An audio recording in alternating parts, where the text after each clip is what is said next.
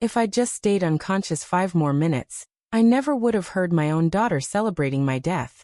But fate has a sick sense of humor, and it woke me up right on time to learn exactly what my life meant to the people I loved. I came to in a hospital bed, ribs screaming, face bandaged so tightly I couldn't feel my own skin. Machines breathed for me, hummed for me, kept me alive when maybe I shouldn't have been. I didn't know where I was. I didn't know who had found me. I barely knew my own name. But I knew her voice. 2 floors down, a nurse had left her phone on speaker. Someone was on FaceTime, laughing. Bright, cheerful, like she'd just won the lottery. And then I heard it. Mom's plane went down finally. We can sell everything.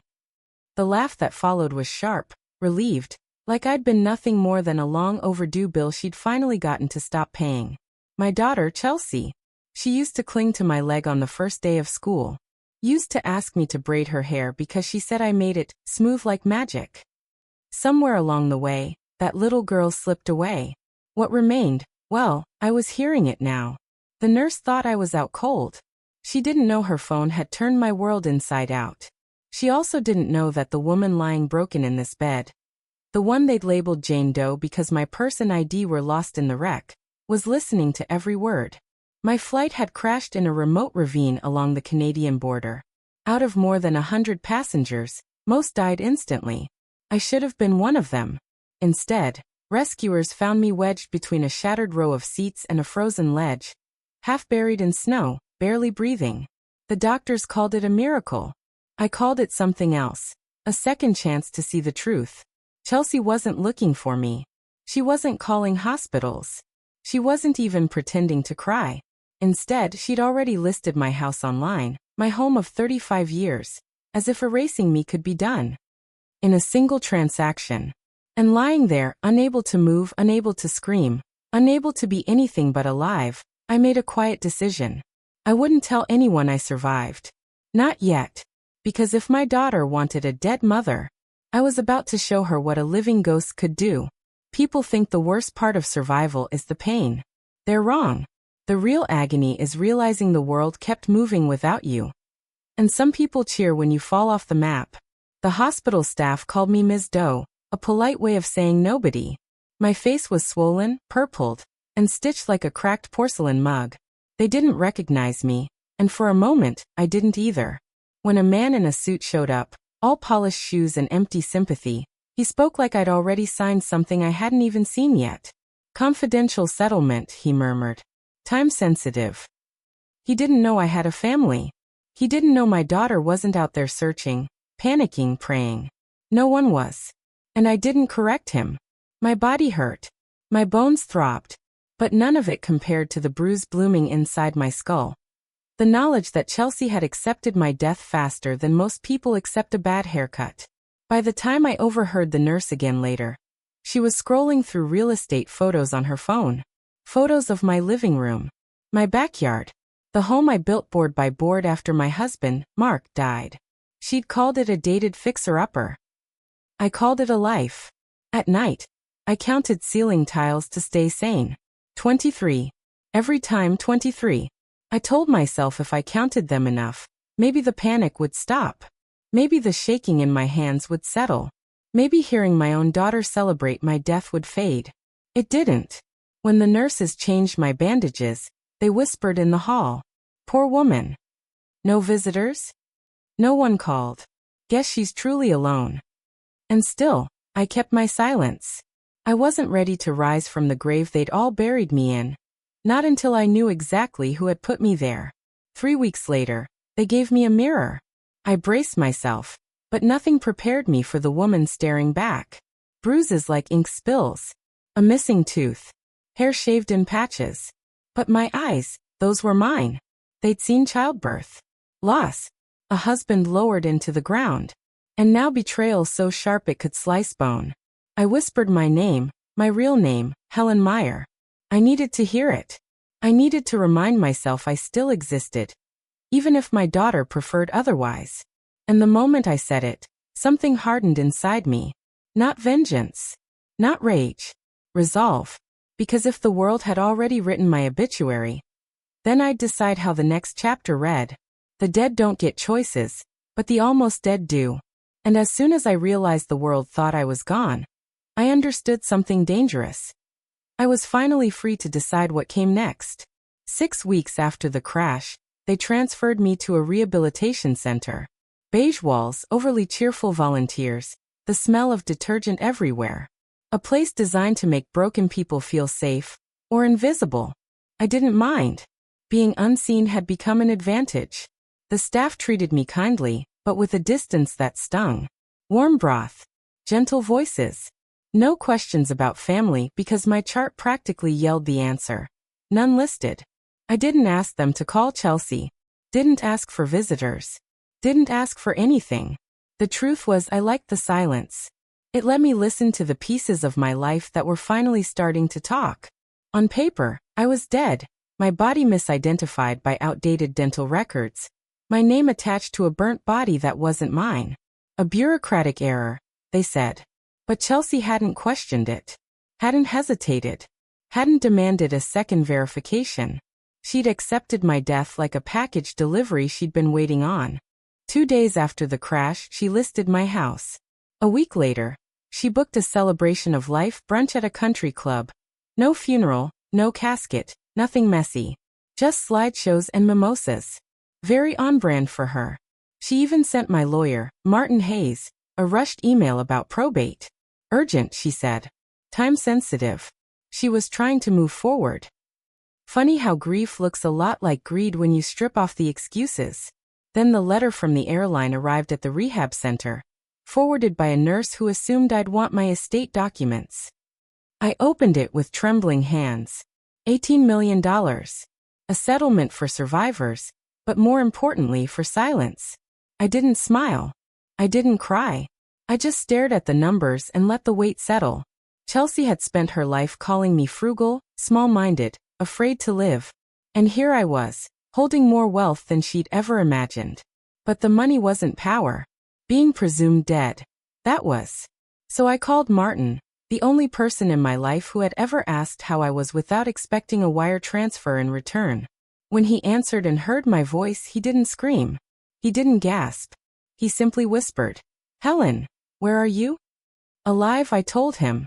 Which is more than I can say for my relationship with my daughter.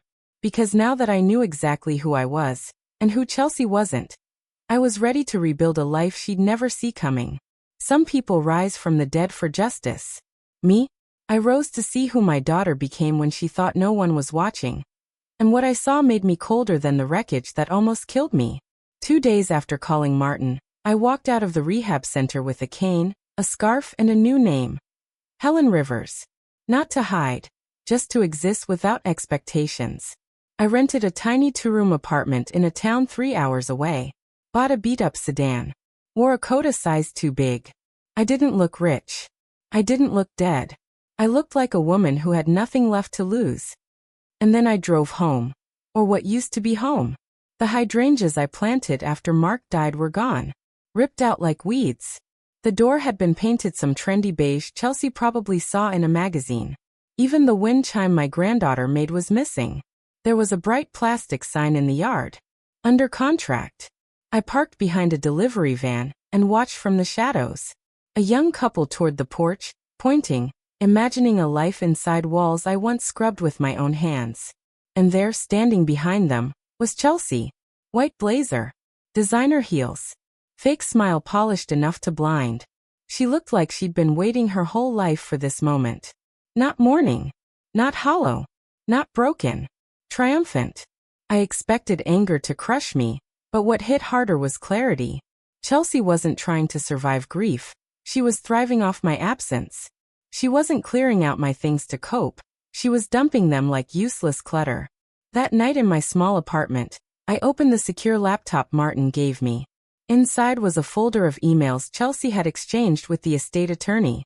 She'd sent photos of my furniture, calling most of it donate or discard. She'd booked movers. She'd negotiated prices on my belongings like they were old junk from a stranger's garage. My cedar chest, the one my mother gave me the day I got married, labeled unsellable. My wedding photo, cracked and thrown out. It wasn't grief. It wasn't even greed. She was erasing me. 3 days later, I followed her to a storage facility. She and my granddaughter, Brooke, unloaded boxes. One tilted, and a small ceramic horse, Mark's last gift to me, rolled to the corner. Chelsea didn't even glance at it. When they left, I approached the dumpster. My wedding frame lay shattered among splintered wood. I held it carefully, as if touching it too hard might erase the memory the way my daughter had tried to erase me. That was the moment everything changed. Not because I broke, but because I stopped breaking. If Chelsea wanted a world where her mother never existed, I was about to show her why ghosts always return. If you want to know who someone truly is, don't watch how they act when you're standing beside them. Watch how they behave when they're sure you'll never stand beside them again. For weeks, I watched Chelsea the way a ghost might watch the living, quiet, unseen, slipping in and out of places where my name once meant something. She moved fast, faster than grief ever moves. She fired lawyers, hired new ones, pushed paperwork like she was racing a finish line only she could see. Meanwhile, I followed Brooke. Not because she owed me anything, but because she was the only one whose eyes had ever softened around me without wanting something in return. I watched her help her mother unpack crates for Chelsea's new office. A sleek glass box downtown where everything looked expensive, but nothing had soul. Brooke's smile had changed. Smaller. More careful. One afternoon, I followed her to a bookstore. She drifted down the aisles with headphones in, touching every book's spine like she was checking for a heartbeat. She sat cross-legged in the corner, the exact way she used to sit on my living room rug, her head bent, her world quiet. If I'd stayed a moment longer, I might have cried. Instead, I slipped out. Days passed. Martin stalled probate. Missing documents, identity inconsistencies, requests for clarification. Just enough to slow the legal machinery Chelsea was banking on. Her impatience leaked through every email she sent. Then one afternoon at a cafe, I watched her with two clients. She leaned in dramatically, touching her collarbone like she always did when she wanted to seem fragile. She laughed loudly, her voice smooth and polished. If I hadn't known her, I might have believed the act. But I did know her. I watched her hug those clients with arms that had never once reached for me without calculation. I watched her slip into her Audi, check her reflection twice, and drive off to a life she'd built on the foundation of my supposed grave. When I got back to my apartment, I opened the secure laptop again. Email after email. Document after document. Chelsea wasn't just selling my possessions. She was rewriting history. She said I'd been detached, difficult, emotionally unpredictable. She said she was relieved to start fresh. My daughter had buried me long before the plane ever went down. So I made a list, not of revenge, not of names, but of truths I could no longer unsee. At the bottom of the list was the one that scared me most. Brooke is the only one who ever wondered if I might still be alive. And that meant something. Something I wasn't ready to let Chelsea destroy. Because the time was coming. Not to haunt Chelsea, but to confront her.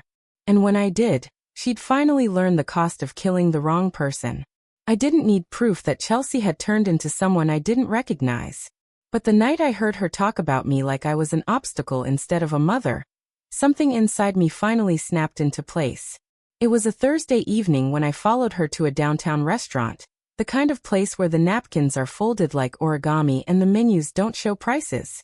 I slipped into a corner seat on the patio, half hidden behind a potted fern. She didn't see me.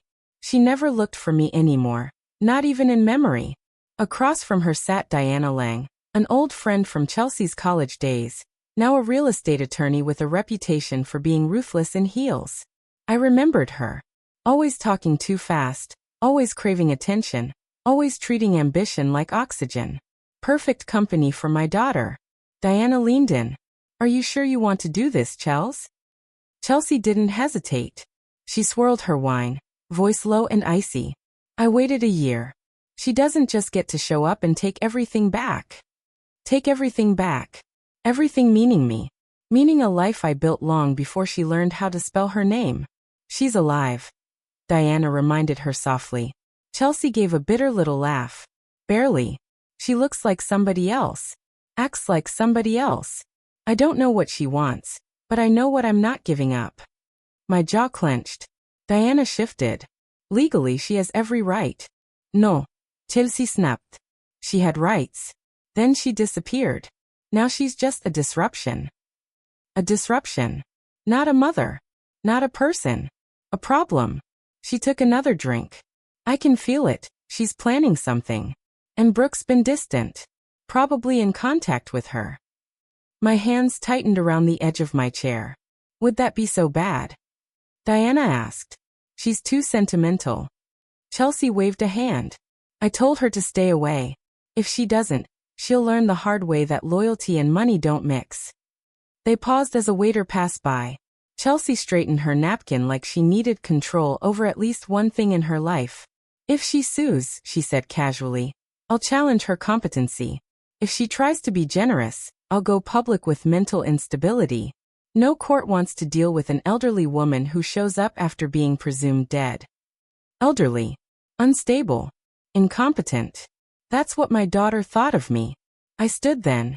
Not suddenly, not in anger, just with the calm clarity of someone who had heard every confession she needed. I walked out without looking back. Because Chelsea thought she was preparing for a fight.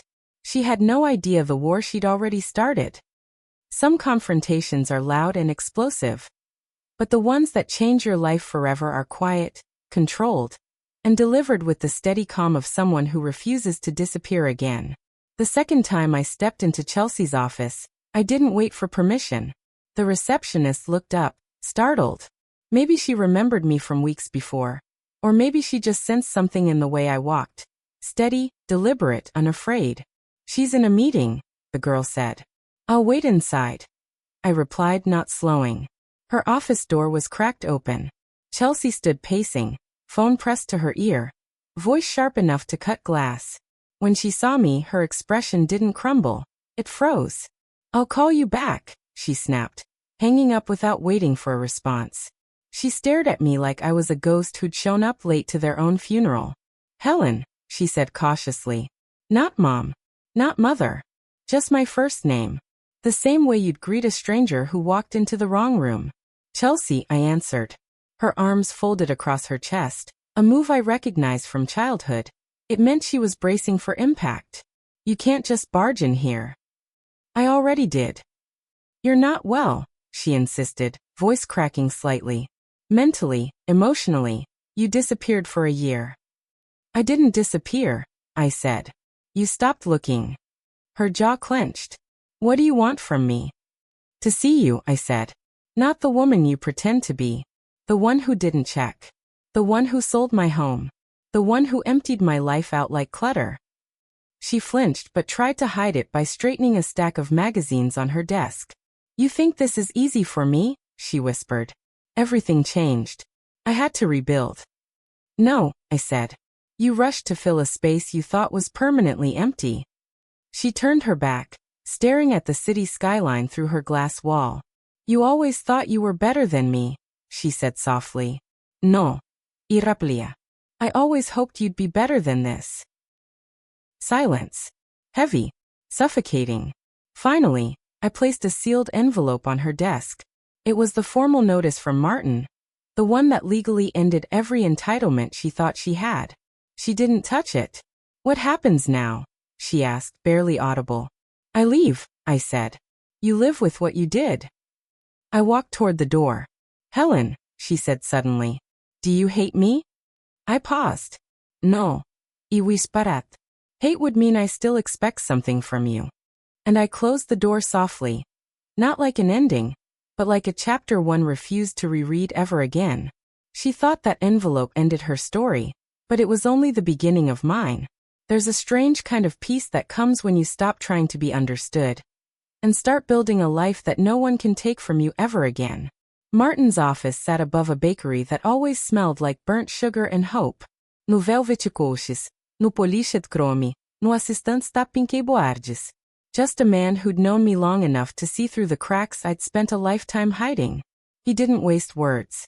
Ready? He asked quietly. I nodded. He opened a thick folder, the one that would finalize the future I'd been shaping in the shadows. Here's the trust, he said, sliding the first document toward me. The terms are exactly what you requested. It becomes irrevocable the moment you sign. I didn't need to review the numbers. I'd memorized them days ago. What mattered wasn't the money. It was the shield it would become for the only person who still carried my name with kindness. All funds transfer to Brooke at 25, Martin continued. Not a day earlier. And not a cent if Chelsea tries to control her. I reminded him. He nodded. It's in writing. Next came the foundation. My idea. My voice on paper. The Helen Meyer Outreach Fund. A program for older women starting over after losing a spouse, a home, or a family. Women who, like me, had spent decades being needed only until the moment they became inconvenient. Add one more line, I said. Martin waited, pen poised. We help the ones no one checks on. He wrote it exactly as I said. Then came the final documents, my estate, my accounts, my medical directives. Everything the world thought I'd lost had been rebuilt here, across this scarred wooden desk. Should you become incapacitated, Martin said gently. You've named Brooke as your healthcare proxy. Yes. Because she sees me. Because she still believes I'm worth seeing. And power of attorney transfers when she's ready. I nodded again. And Chelsea, he asked. Nothing, I said firmly. Not my money. Not my property. Not even my apologies. When I signed the last page, my name, my true name, felt steadier than it had in years. Not because the ink was strong, but because I was. As I stood to leave, Martin hesitated. If Chelsea does apologize, he said, what will you do? I looked at him, then at the window where autumn leaves scraped along the sidewalk. If she apologizes, I said, she'll be talking to a woman who no longer owes her the kindness of believing it. I walked outside and let the cool air hit my face. For the first time, I felt the world not as something I'd lost, but as something I'd reclaimed.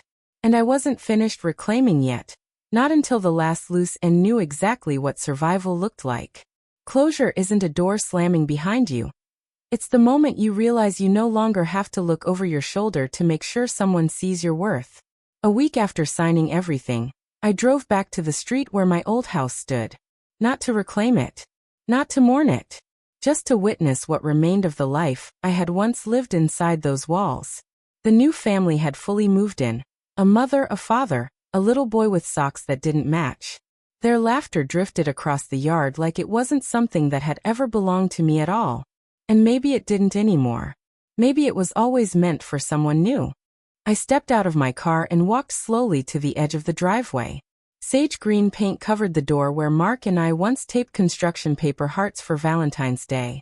The wind chime that used to hang there, Brooke's lopsided creation, had been replaced with a crisp silver one that sang a tune I'd never heard. It didn't hurt. It just was. I reached into my coat pocket and pulled out a small, worn photograph. Me on the porch, barefoot, laughing with Mark while a very small Brooke snapped the picture crookedly. A simple moment. A true one. I tucked it beneath the mailbox, anchored with a stone, not as a message, but as a marker that I once existed here, and that I chose to leave gently.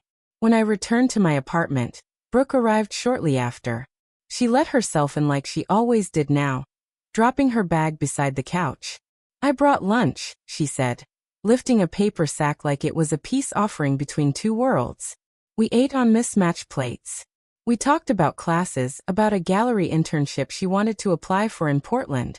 Fear flickered in her eyes when she mentioned leaving, but I shook my head. You're not leaving, I said softly. You're growing.